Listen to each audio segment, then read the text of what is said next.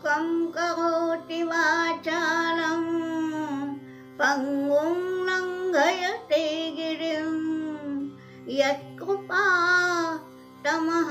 वन्दे परमानन्दमाधवं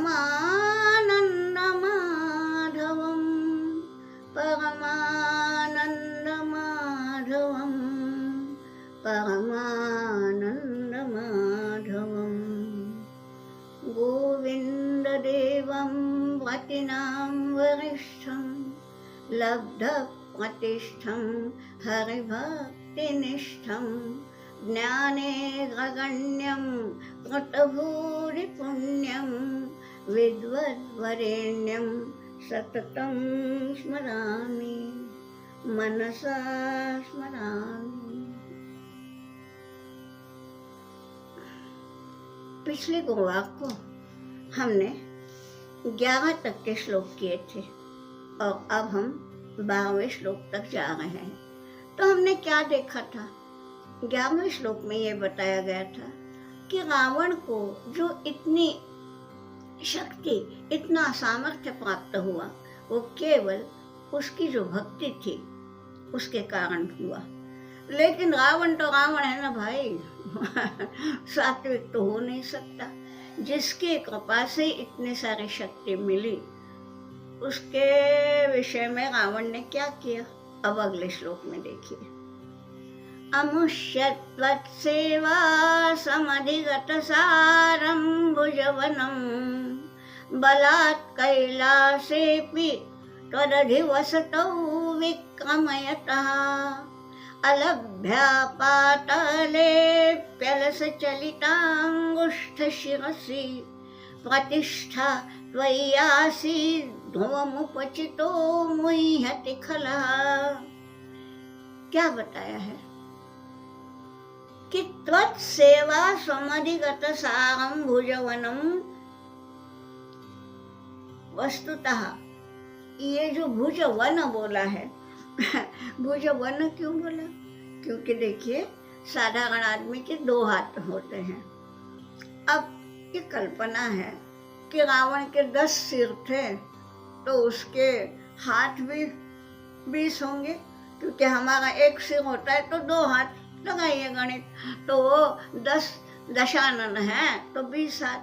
तो इसलिए भुज वनम, भुज यानी तो आप जानते हैं, भुज यानी हाथ, तो हाथों का वन, इतने सारे हाथ जिसने प्राप्त किए। कैसे किए? त्वत्सेवा समधिगत सारम, तुम्हारी सेवा की और इसके कारण उसको उस भुज रूपी वन में सार यानी शक्ति, सामर्थ्य जिसको मिला। ठीक है, अब इसकी ताकत कहाँ आजमानी? सोचिए, जिसकी कृपा के कारण यह सामर्थ्य मिला उसी पर यह आजमाने निकला ये रावण। क्या किया उसने? बलात् कैलासेऽपि त्वदधिवसतौ विक्रमयतः, त्वदधिवसतौ कैलासे।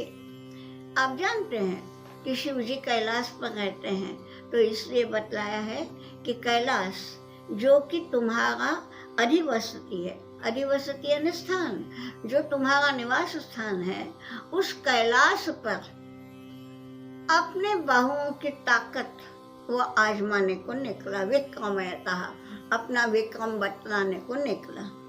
और क्या हुआ आप सब जानते हैं कि उसने क्या किया कि हाँ मेरा हाथों में इतनी ताकत है करके पूरा हिमालय उठाने को ये किया।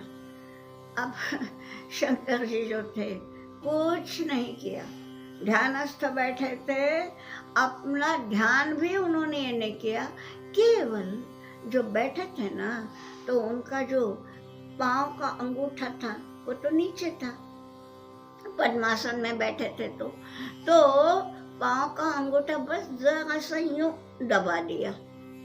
वो थोड़ा सा दबाने से ये हुआ कि सारा का सारा हिमालय नीचे आ गया और उसके नीचे रावण के हाथ दब गए। अब वो छुड़ा नहीं सका और वो चिल्लाने लगा। तो संस्कृत में धातु है रौती, रौती यानी चिल्लाना। तो वो जो चिल्लाने लगा, तब से उसका नाम रावण पड़ा है। उसका मूल नाम क्या है कोई नहीं जानता, लेकिन ये चिल्लाने लगा। अब ये उसकी फजीहत क्यों हुई?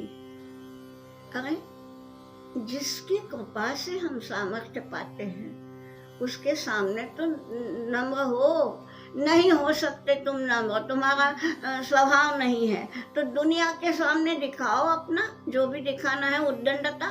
लेकिन जो शिवजी जिनके कारण ये सब मिला, उनके सामने उद्दंडता दिखाने लगा, तो क्या हुआ देखिए।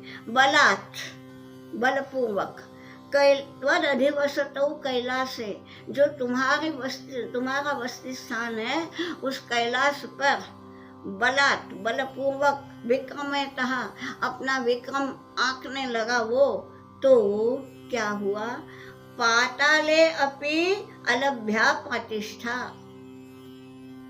वो ऐसा चिल्लाया कि उसको पाताल में भी आधार नहीं मिला। प्रतिष्ठा का मतलब यहाँ आधार है, उसको पाताल में भी आधार नहीं मिला, धरती पे भी नहीं, और चिल्लाता ही रहा। और ये कैसे किया जी शिव जी ने? अलस चलिता अंगुष्ठ शिरसी, अंगुष्ठ यानी अंगूठा, हाँ, वो भी यूं ही अलस चलित यानी जरा सा हिलाया, और वो भी अलस माने बलपूर्वक नहीं, यूं ही। तो जिसने बलपूर्वक हिमालय को उठाया, तो उसकी ताकत को इन्होंने बिल्कुल सहजता से अलस पूर्वक जरा सा दबाया, वो भी केवल अंगूठा, बाकी कुछ नहीं।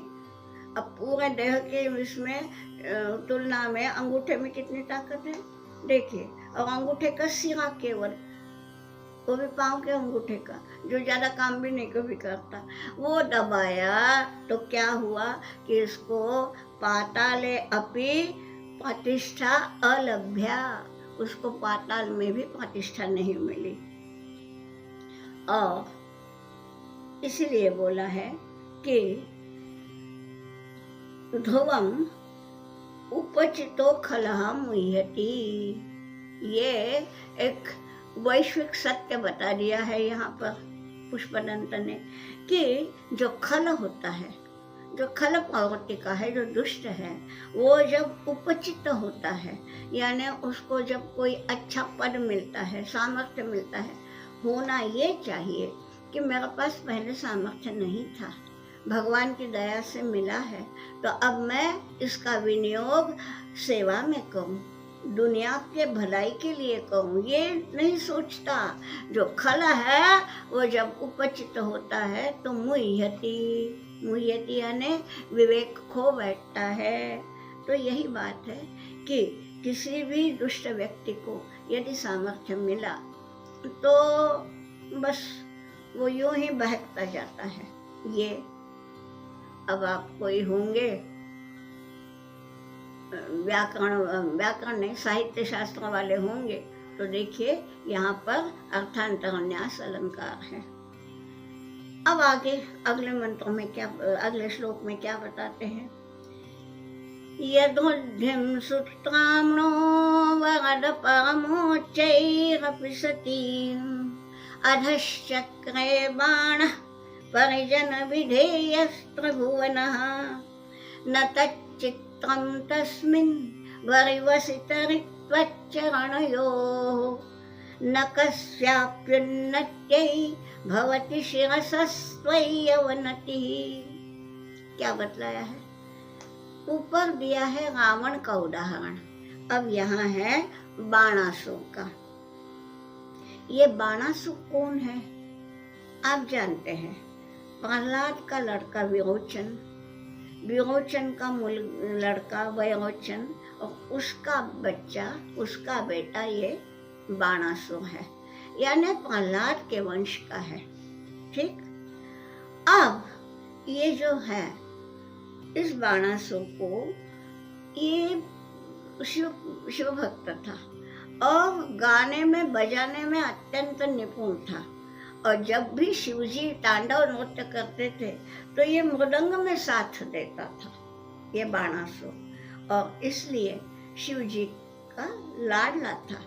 तो क्या हुआ, उसको यानी सारा उन्होंने वैभव दिया। क्या बतलाते हैं देखिए,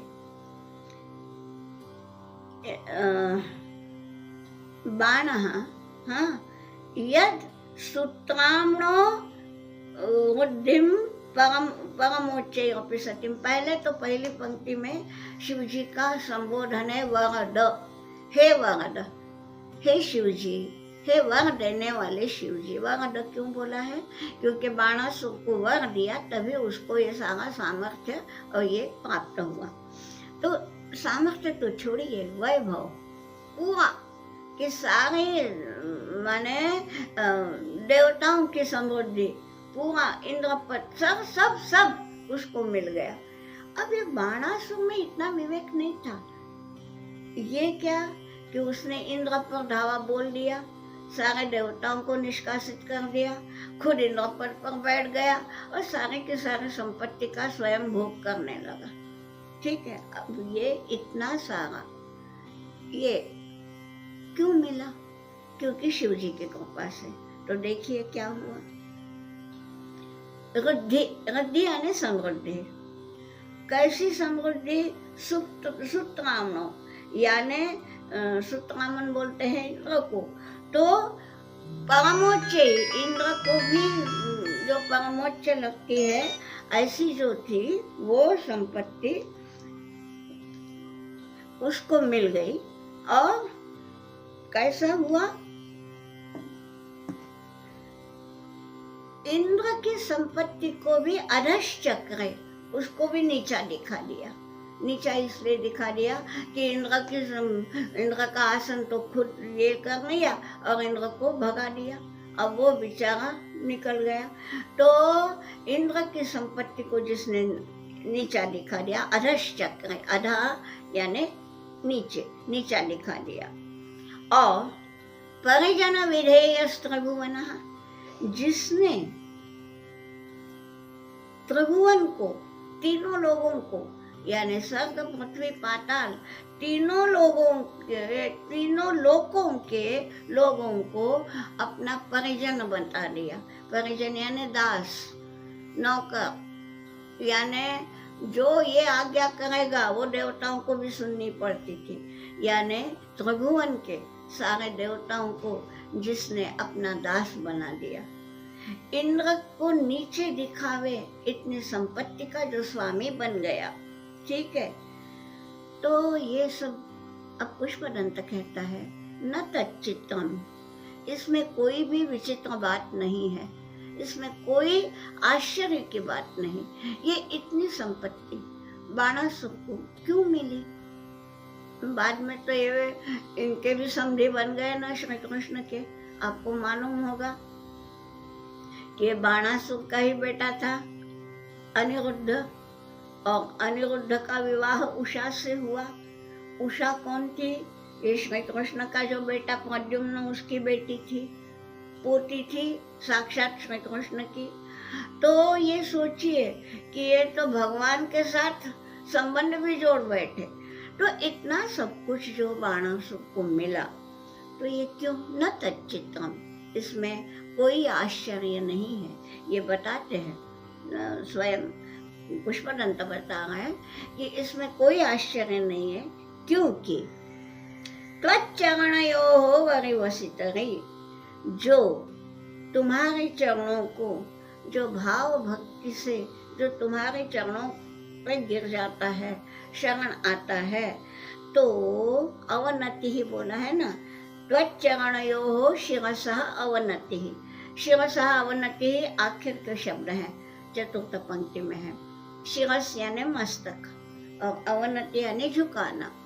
तो त्वच्चरणयोः, जिसने अपना मस्तक तुम्हारे चरणों पर झुकाया हो, वो कस्य उन्नत्येन, ये फिर से मैंने बताया ना, ये तो उसकी आदत है रेटोरिक क्वेश्चंस करने की, कि जो कोई तुम्हारे चरणों पर अपना मस्तक लीन भाव से झुकाएगा तो वो कौन सी उन्नति नहीं साधेगा, क्या नहीं मिल सकता उसको।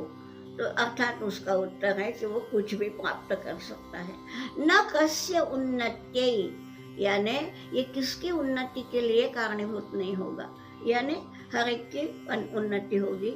यानी ये बतलाने का यहाँ प्रयास है कि हे शिव शंकर, जो भी कोई तुम्हारी भक्ति करेगा उसको चाहे जितना सामर्थ्य मिल सकता है, और ये मिला तो उसमें कोई आश्चर्य की बात नहीं। ठीक है, अब ये दो उदाहरण ये दे दिए व्यक्तियों पर कृपा, रावण पर कृपा की। अब रावण ने उसका कुछ भी दिखा दिया तो उसका उत्तर भी दे दिया, तो उसको कहीं प्रतिष्ठा नहीं मिली सामर्थ्य होते हुए भी, और बाणासुर को प्रतिष्ठा मिली, ये बता दिया। ये व्यक्तियों के बात में है। अब यहाँ अगला जो श्लोक है उसमें ये बताया है कि पूरी दुनिया को, ब्रह्मांड को जिसने उपकृत किया है। देखिए,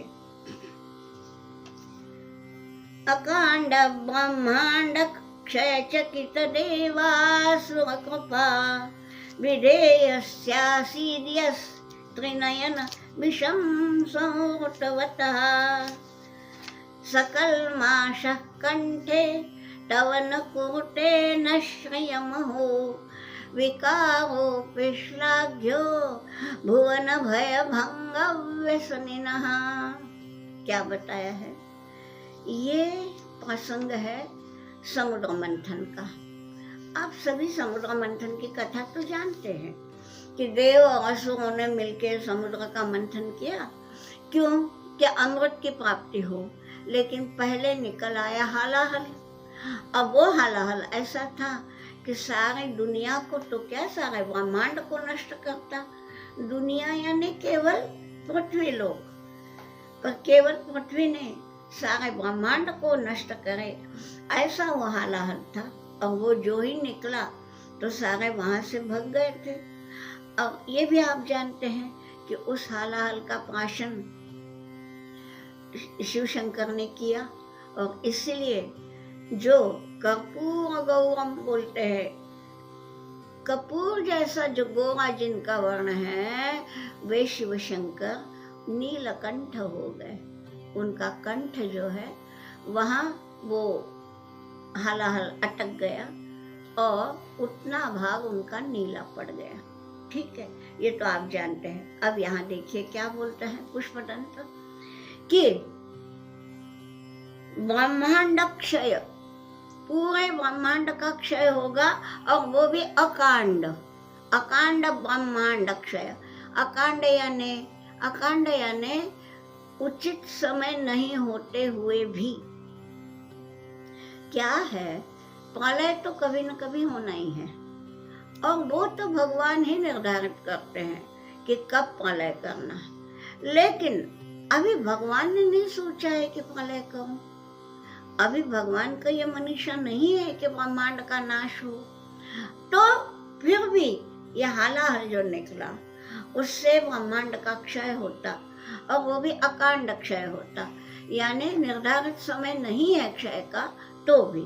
ठीक है, और उससे क्या हुआ, देव और असुर ये जो दोनों थे ना, ये जो मंथन करने वाले थे एक सिरे से, वो तो आप जानते हैं कि मंदार पर्वत की मथानी बनाई थी। उस मथानी को वो वासुकी जो था उसको सर्प उसको बनाया था रस्सी, और एक सिरे से देव खींचते थे, एक सिरे से असुर खींचते थे। अब ये जो हालाहल निकला तो देवों को भी और असुरों को भी इसका ये होता, तो क्या हुआ, अकांड ब्रह्मांड क्षय चकित देव असुर। देव और असुर दोनों ही भयभीत हो गए। चकित हो गए का मतलब है भयभीत हो गए। ये दोनों भयभीत हो गए कि अरे अब तो बिना समय ही ब्रह्मांड का क्षय होने वाला है। फिर अब देवों को और असुरों को निर्भय करना है, तीनों लोगों को बचाना है, ये सब जो करना है ये कृपा। तो इसलिए बोला है, एक ही शब्द है, अकांड ब्रह्मांड क्षय चकित देवासुर कृपा विधेयस्य, एक ही शब्द है। तो इसलिए ये ब्रह्मांड का क्षय होगा, इसलिए भयभीत जो देव और असुर हुए हैं, उन भयभीत देवासुरों पर कृपा करने के लिए जो उद्यत है वो कृपा विधेय। कृपा विधेय यानी कृपा करने वाला। तो ये देव और असुरों पर कृपा करने वाला कौन? तुम हे शिव शंकर, जो ये दोनों ही भयभीत हुए हैं, इन दोनों पर कृपा करने के लिए तुमने क्या किया? हे त्रिनयन, यहाँ मालूम नहीं आपके सामने कैसा श्लोक आया है, मुझे पता नहीं, पर कुछ पुस्तकों में त्रिनयन विषम एक शब्द दिया है, वो एक नहीं है। त्रिनयन संबोधन है और विषम दूसरा शब्द है, ठीक। तो अब आप देखिए जैसा भी है।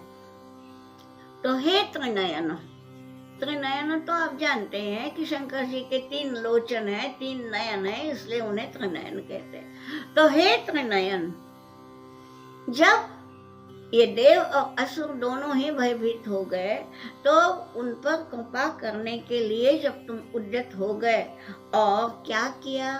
विषम संहृतवतः, वो जो हालाहल नाम का बड़ा ही कराल भयानक विष था, उसको संहृतः यानी उसको संहार किया, यानी पीछे लिया। पीछे लिया यानी क्या किया?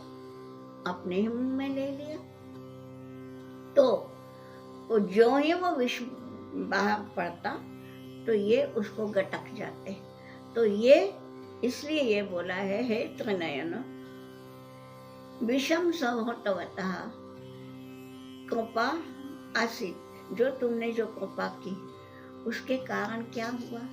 उसके कारण ही कंठे कलमाशः, तुम्हारे कंठ पर कलमाश यानी दाग, धब्बा लग गया। कलमाश बोलते हैं कलंक को। अब ये कलंक नहीं है, ये तो भूषण है, क्योंकि दुनिया को बचाया है उसका ये चिन्ह है। लेकिन गोरे गोरे बदन पर ये काला दाग, ये तो कलमाश ही हुआ ना।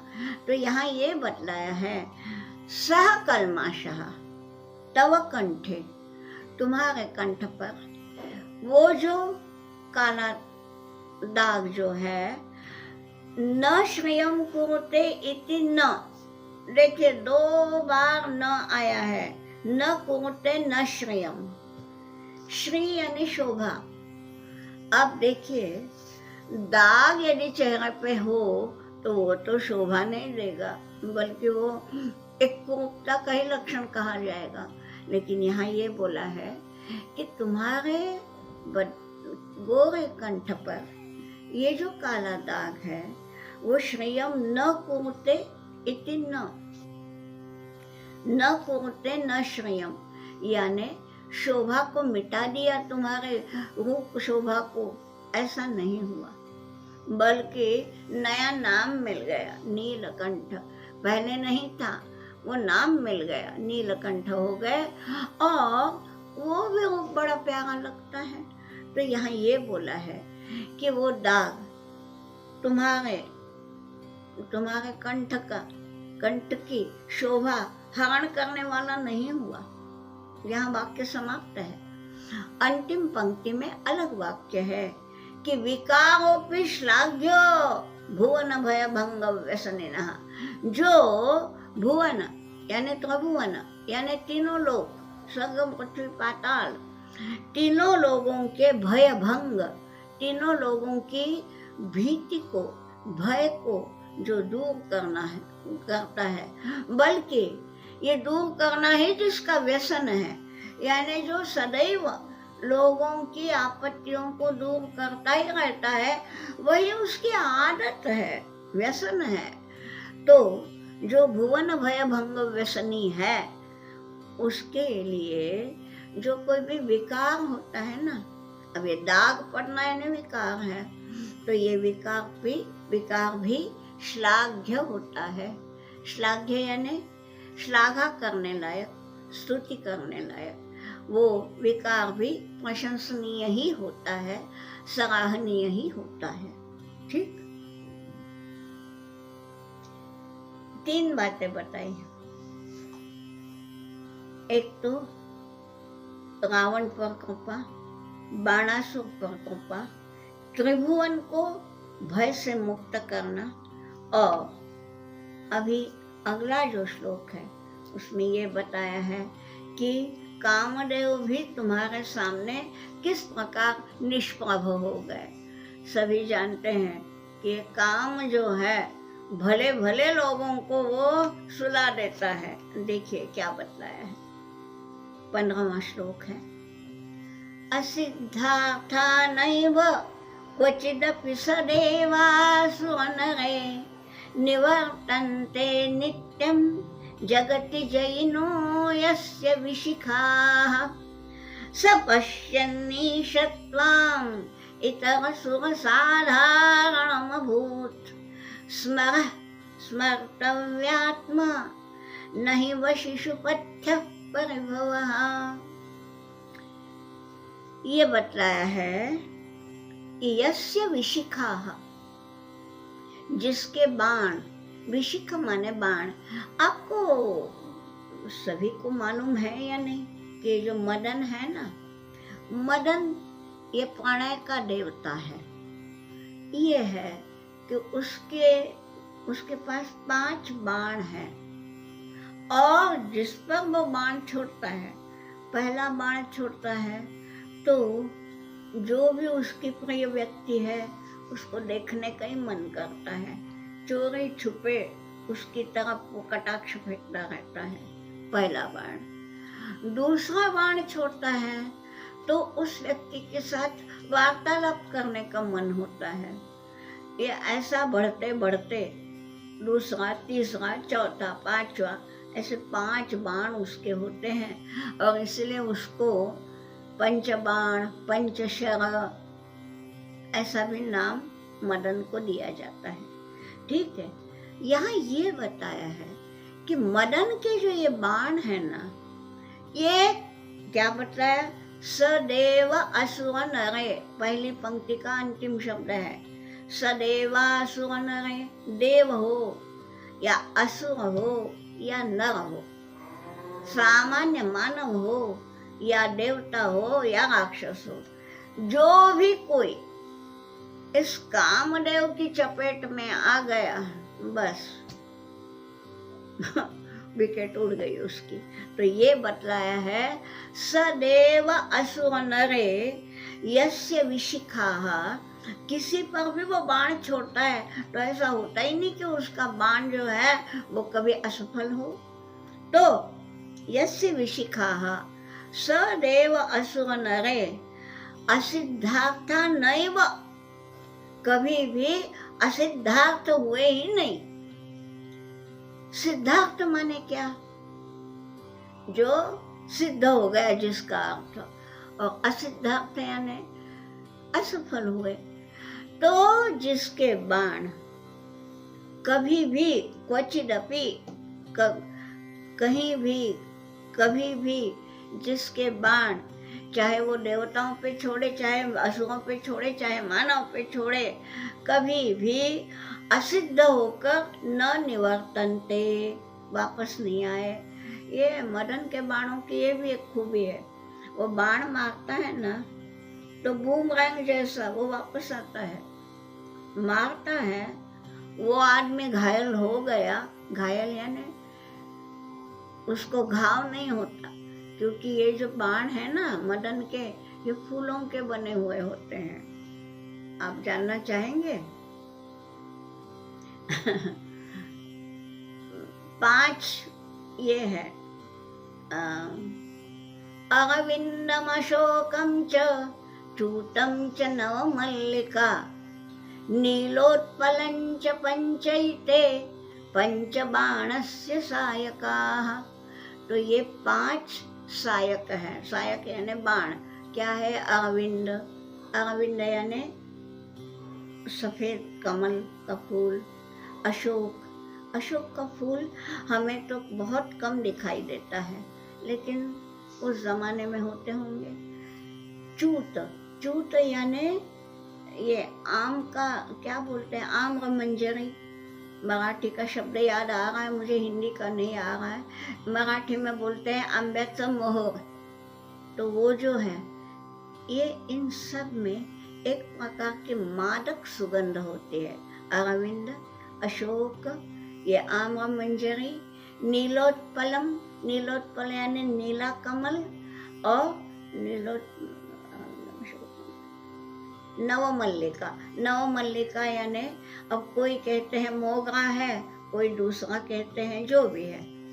तो एक मदन बाण करके भी फूल है, तो उसकी भी सुगंध मादक होती है। और ये कहते हैं इन फूलों से उसके बाण बने हैं। तो नेचुरली जिसको बाण लगेगा उसको देह को तो जख्म नहीं होगी, लेकिन हृदय घायल हो जाएगा कि कब मैं उस व्यक्ति से बात करूं। यदि वो पुरुष है तो उसको लगेगा कब मैं अपनी प्रेमिका से मिलूं, यदि वो स्त्री है तो उसको लगेगा कब मैं अपने प्रियतम से मिलूं। तो उसके लिए हृदय घायल होता है। यहाँ ये बताया है कि यस्य विशिखाः, जिसके बाण, सदेव असुर नरे, चाहे देव हो, असुर हो या नर हो, जिसके बाण क्वचिदपि असिद्धार्थाः नैव निवर्तन्ते, न निवर्तन्ते नहीं बोला है, केवल नैव, कभी वापस वो, माने वो कभी यूं जाते ही नहीं कि बाण छोड़ा और काम नहीं किया, ऐसा कभी होता ही नहीं। जगति, इसलिए नित्यं जगति जयिनः, जगत में जिसके बाण नित्यम सदैव जयिनः, जयी होते हैं। यानी ऐसा होता ही नहीं कि मदन ने बाण छोड़ा और वो व्यक्ति घायल न हुआ। ठीक है, अब आप मदन दहन प्रसंग भी जानते हैं सभी।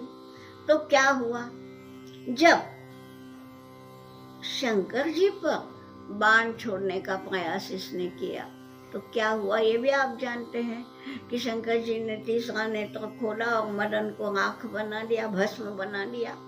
तो क्या बतलाया, देखिए कि यस्य विशिखाः सदेव असुर नरे क्वचिदपि असिद्धार्थाः नैव निवर्तन्ते, ये नित्यं जगति जयिनः स स्मरः, स्मर ये नाम है कामदेव का, वो स्मर, वो कामदेव, उसने क्या सोचा कि मेरे बाण तो कभी व्यर्थ जाते ही नहीं, तो मैं इस पे भी प्रयोग करूंगा, शिव जी पर। शिव जी बैठे ध्यानस्थ, उन पे भी प्रयोग करूंगा तो उनका ध्यान ये हो जाएगा, विचलित हो जाएगा और वो भी आ जाएंगे प्रणय के पंगे में, ऐसा उसको लगा।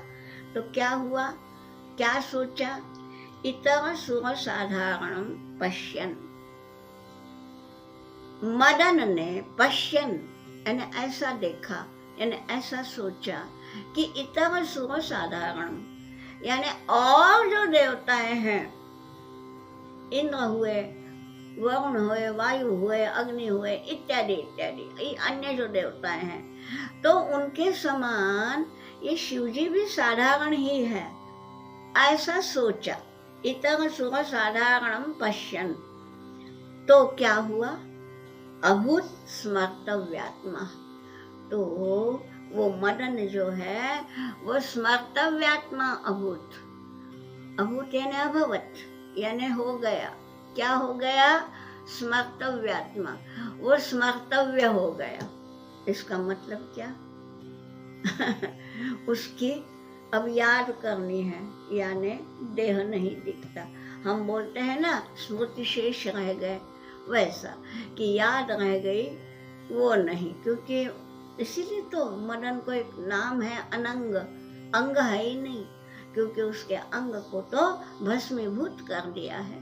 तो यहाँ ये बतलाया है कि जब जो त्रिभुवन में विजयी है, जिसका कोई भी बाण किसी पर भी कभी भी व्यर्थ नहीं गया, उसका भी बाण जब तुम्हारे ऊपर उसने प्रयोग किया तो वो स्वयं नष्ट हो गया। ठीक है, यहाँ एक वाक्य समाप्त है। फिर छोटा सा वाक्य है, नहीं वशिषु पथ्य परिभवः, यानी जो वशी है, वशी यानी जो जितेंद्रिय है, इंद्रियां जिनकी स्वयं के काबू में है, वश में है, उसको कहते हैं वशी। तो ऐसे वशी लोगों से जब तुम परिभव करने की सोचते हो, जब सोचते हो कि इनके ऊपर मैं अपना हथियार चला के देखूं, तो वो कभी भी पथ्यः न, वो कभी भी हितकर नहीं होता। यानी जिसकी जितनी सामर्थ्य है, शिव जी के सामर्थ्य की महिमा यहाँ बताई गई है। मुझे लगता है आज हम यहीं पर रोक लेंगे, यहीं पे विराम होगा।